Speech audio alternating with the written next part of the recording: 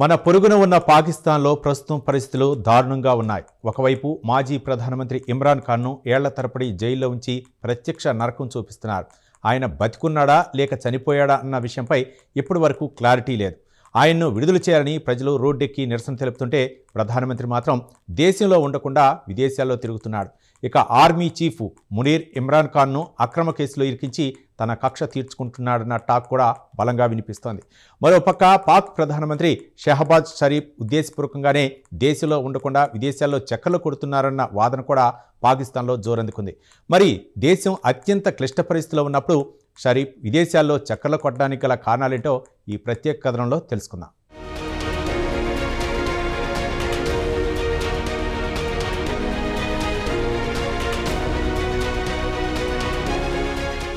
మన పొరుగున ఉన్న పాకిస్తాన్లో ఆల్ ఈజ్ నాట్ వెల్గా కనిపిస్తోంది. మాజీ ప్రధాని, క్రికెట్ లెజెండ్, నేషనల్ హీరోను అకారణంగా జైల్లో వేసి చిత్రహింసలు పెడుతున్నారు. దీనికంతటికీ కారణం ఒకే ఒక్కడు, అది పాక్ ఆర్మీ చీఫ్ అసీం మునీర్. ఇక ప్రధానిగా ఇమ్రాన్ ఖాన్ ఉన్నప్పుడు అసీం మునీర్ ఐఎస్ఐ చీఫ్గా ఉండేవారు. ఆయనను పదవి నుంచి తప్పించడంతో ప్రస్తుతం ఇమ్రాన్ ఖాన్ భారీ మూల్యం చెల్లించుకుంటున్నారు. మునీర్ ఆర్మీ చీఫ్గా కాగానే ఇమ్రాన్పై సుమారు 100 కేసులు నమోదు చేసి జైలుకు పంపించారు. ఇమ్రాన్ ఖాన్కు ఉన్న ప్రజాదరణ పాకిస్తాన్లో ఎవరికీ లేనేలేదు. క్రికెట్ కెప్టెన్గా ఆయన పాకిస్తాన్కు వరల్డ్ కప్ తెచ్చిపెట్టినప్పటి నుంచి ఆయన నేషనల్ హీరో అయిపోయారు. వరల్డ్ కప్ గెలిచినప్పుడు నవాజ్ షరీఫ్ పాక్ ప్రధానిగా ఉన్నారు. ఖాన్ ప్రజాదరణ చూసి అప్పుడు నవాజ్ ఖాన్కు రాజకీయాల్లోకి రావాల్సిందిగా ఆహ్వానించారు. ఖాన్ ఆయన ఆఫర్ను సున్నితంగా తిరస్కరించారు. ఆ తర్వాత నవాజ్ షరీఫ్ ప్రభుత్వం పూర్తిగా అవినీతిలో కూరుకుపోవడంతో ఇక వేరే గత్యంతరం లేక రాజకీయాల్లోకి రావాల్సి వచ్చింది. ఇక రాజకీయాల్లోకి వచ్చిన 2 దశాబ్దాల తర్వాత మాత్రమే ఆయనకు విజయలక్ష్మి వరించింది, ప్రధాని కాగలిగారు.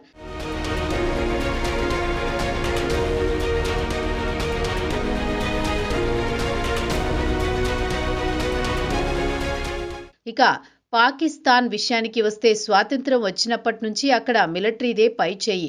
పేరుకు పౌర ప్రభుత్వమే, కానీ వెనకుండి నడిపించేది, చక్రం తిప్పేది మాత్రం పాక్ ఆర్మీ అని చెప్పక తప్పదు. ఎందుకంటే స్వాతంత్ర్యం వచ్చినప్పటి నుంచి ఎక్కువ కాలం మిలిటరీ పాలనలో సాగింది. అదే తంతు ఇప్పటికీ కొనసాగుతోంది. అసలు విషయానికొస్తే Pakistan army chief Asim Munir operation సింధూర్లో ఘోరంగా ఓడిపోయినా ప్రధాని షహబాజ్ షరీఫ్పై ఒత్తిడి పెంచి ఫీల్డ్ మార్షల్గా ప్రమోషన్ దక్కించుకున్నాడు. ఆ తర్వాత ఆయన తన పదవిని కాపాడుకోవడానికి చీఫ్ డిఫెన్స్ ఫోర్సెస్ చీఫ్గా కావాలనుకున్నాడు. సిడిఎఫ్ అంటే పాకిస్తాన్లో ఉన్న త్రివిధ దళాలన్నింటినీ కలిపి ఆయనే చీఫ్గా కొనసాగుతారు. అయితే ఆయన ఆర్మీ చీఫ్గా 3 సంవత్సరాల గడువు గత నెల 29తో ముగిసింది. దీంతో మునీర్ తన పదవిని మరో 3 సంవత్సరాలు పొడిగించుకునేందుకు సిడిఎఫ్ పదవి నుంచి దక్కించుకోవాలనుకున్నాడు. దీనికోసం షరీఫ్ ప్రభుత్వం పాకిస్తాన్ రాజ్యాంగాన్ని కూడా సవరించింది.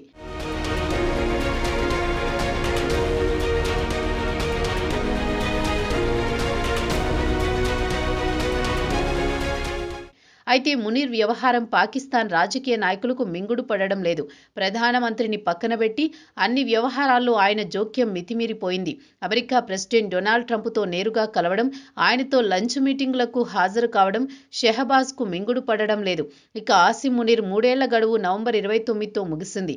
ఇదే అదనుగా షెహబాజ్ షరీఫ్ ఉద్దేశపూర్వకంగా విదేశీ పర్యటనకు బయలుదేరారన్న టాక్ పాకిస్తాన్లో బలంగా వినిపిస్తోంది. ఇక ఆయన దేశంలో ఉంటే చీఫ్ ఆఫ్ డిఫెన్స్ ఫోర్సెస్ లేదా సిడిఎఫ్గా అపాయింట్ చేస్తూ నోటిఫికేషన్పై సంతకం చేయాల్సి ఉంటుంది. అందుకే షరీఫ్ అదను చూసుకుని ముందుగానే బహ్రెయిన్ను వెళ్లారు. అటు నుంచి లండన్కు వెళ్లినట్టు పాకిస్తాన్ మీడియాలో వార్తలొచ్చాయి. అసీం మునీర్కు మరో 5 ఏళ్ల పాటు చీఫ్ ఆఫ్ డిఫెన్స్ ఫోర్సెస్గా కొనసాగించడం ఆయనకు ఇష్టం లేదన్న వార్తలొస్తున్నాయి.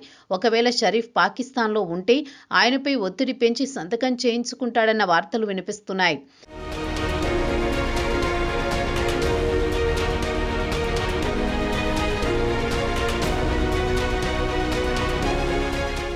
ప్రస్తుతం ప్రభుత్వం ఎలాంటి నోటిఫికేషన్ జారీ చేయలేదు. దీంతో రాజ్యాంగపరంగా మరోపక్క మిలిటరీ పరంగా వాక్యూమ్ ఏర్పడింది. దీనికి కారణం అసీం మునీర్ ప్రస్తుతం ఆర్మీ చీఫ్గా మాత్రం లేడు. ఎందుకంటే ఆయన పదవీకాలం నవంబర్ 29తో ముగిసింది.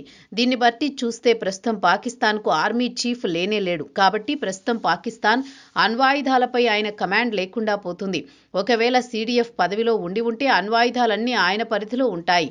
ప్రస్తుతం షరీఫ్ ఆయనను సిడిఎఫ్ చీఫ్గా నియమిస్తూ ఉత్తర్వులు జారీ చేయలేదు కాబట్టి ఆయనకు దేనిపై అధికారం ఉండదు. ప్రస్తుతం పాకిస్తాన్లో విచిత్రమైన పరిస్థితి నెలకొంది. పాక్ ప్రధాని విదేశాల్లో చక్కర్లు కొడుతున్నాడు. మరోపక్క దేశాన్ని కాపాడాల్సిన ఆర్మీ చీఫ్ పదవీకాలం ముగిసింది. కొత్తగా ఆర్మీ చీఫ్ను నియమించలేదు. అయితే పాకిస్తాన్లో సవరించిన రాజ్యాంగం ప్రకారం ఆర్మీ చీఫ్ పదవీకాలంలో CDFతో సమానంగా గత 5 సంవత్సరాల పాటు ఉంటుందని చెబుతున్నారు. అయితే న్యాయ నిపుణులు మాత్రం తాజా నోటిఫికేషన్ తప్పనిసరిగా ఉండాలా వద్దా అనే దానిపై భిన్న అభిప్రాయాలు వ్యక్తం చేస్తున్నారు.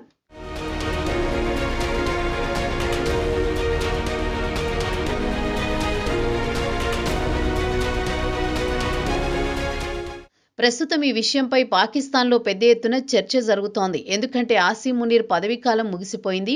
ఇక ఇటీవలే సవరించిన రాజ్యాంగం ప్రకారం కొత్త చీఫ్ ఆఫ్ డిఫెన్స్ ఫోర్స్ బాధ్యతలు స్వీకరించాలి.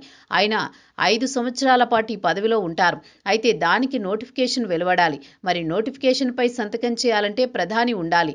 ఇక ప్రధానమంత్రి మాత్రం దేశంలో ఉండకుండా విదేశాల్లో చక్కర్లు కొడుతున్నాడు. అయితే పాకిస్తాన్కు చెందిన కొంతమంది అనలిస్టులు మాత్రం పాకిస్తాన్ ఆర్మీ యాక్ట్ 2024 అమెండ్మెంట్ ప్రకారం ఎప్పుడో పరిష్కారం అయ్యింది. ఆర్మీ చీఫ్గా మునీర్ పదవీకాలం ముగిసిన వెంటనే ఆటోమేటిక్గా ఆయన CDF అయ్యారని పాకిస్తాన్కు చెందిన అతిపెద్ద పత్రిక డాన్ కూడా ఓ వార్తను ప్రచురించింది.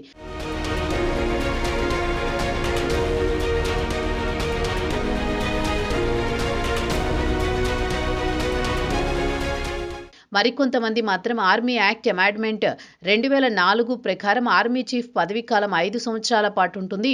కాబట్టి ప్రస్తుతం 3 సంవత్సరాల కాలం ముగిసింది. మరో 2 ఏళ్ల పాటు మునీర్ ఆర్మీ చీఫ్గా కొనసాగుతారన్న వార్తలు కూడా వస్తున్నాయి.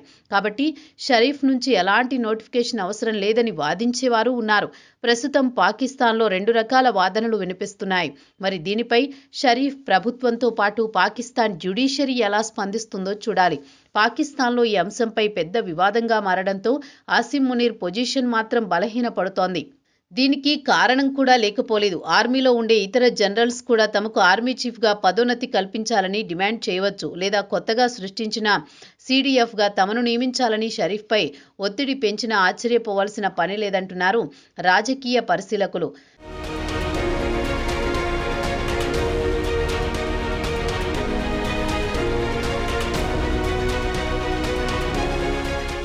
మొత్తానికి చూస్తే షరీఫ్ మాత్రం మునీర్ పదవీ కాలాన్ని పొడిగించడానికి సుముఖంగా లేరని తెలుస్తోందన్న టాక్ మాత్రం పాకిస్తాన్లో బలంగా వినిపిస్తోంది.